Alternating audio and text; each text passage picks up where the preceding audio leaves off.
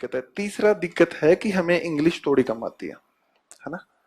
अब एसएससी की तैयारी की थी तो उसका बेनिफिट हो गया मेरे को कि इंग्लिश में बहुत कंफर्ट हो गया न्यूज़पेपर पढ़ने में। जैसे अब पेपर में हिंदी ट्रांसलेशन समझ नहीं आता कई बार, तो इंग्लिश का देख लो भाग के तो समझ आ जाता है कि हाँ यार क्या लिखा हुआ। तो एक काम हमें करना है कि इंग्लिश को थोड़ा सा इम्प्रूव तो करना पड़ेगा।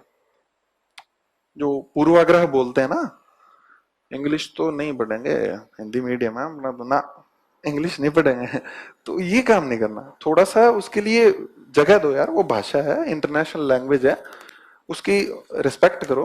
मतलब ठीक है उसको, हमें ये नहीं है कि हम इंग्लिश में पारंगत हो जाए, पर इतना हो कि हमें समझ आ जाए इंग्लिश। तो उसके लिए क्या करना है कि यूट्यूब पे कुछ लेक्चर वेक्चर हैं, तो थोड़ा सा क्या, और कुछ वर्ड मीनिंग, जैसे हिंदू से कुछ लिख लिए, कोई न्यूज़पेपर से लिख लिए वर्ड मीनिंग, उनको यूज किया करो थोड़ा बहुत। भाई हाँ ये वर्ड मीनिंग इसका था, ऐसे लाइन आई थी, वो लाइन ही लिख लिया करो।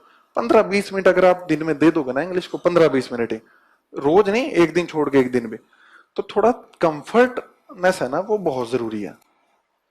और अब पूर्वाग्रह बना के बैठ जाएंगे तो यूपीएससी तो अपने लिए चेंज नहीं करेगी। वो तो अनुवाद वैसे ही कंप्यूटराइज्ड होंगे, कितना मर्जी आंदोलन कर लें अपन। भाई बहुत बड़े बड़े आंदोलन हो गए ना, अभी तो सॉल्व तो नहीं हुई हिंदी मीडियम की समस्या। तो भाई सीधी सी बात है, जो लोग इंग्लिश सीखते हैं, कई लोग 20-20 लैंग्वेज भी जानते हैं, वो भी तो इंसान होते हैं ना।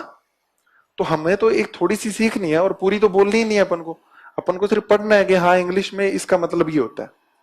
और जो पेपर लिखे हुए आते हैं उसमें इतना हार्ड इंग्लिश नहीं होती है, आप कभी पढ़ के देखना। जैसे प्रीलिम्स का पेपर था इस बार, दिया था किसी ने, साइंस ट्रैक के क्वेश्चन देखे थे उसमें, कैसे थे हिंदी में, से नहीं समझ आया ना। यही होता है, बहुत हार्ड मतलब अनुवाद काफी। तो अब इंग्लिश मेरी ठीक थी, तो इंग्लिश वाले पोर्शन में से देख लिया, पर जब नहीं आएगी तो फिर क्या करेंगे।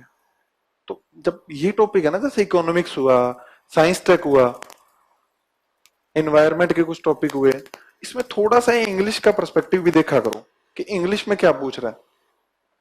क्योंकि कई बार जो अपने हिंदी की किताब में अनुवाद दिए होते हैं ना, उसकी बजाय कुछ और ही अनुवाद कर देते हैं।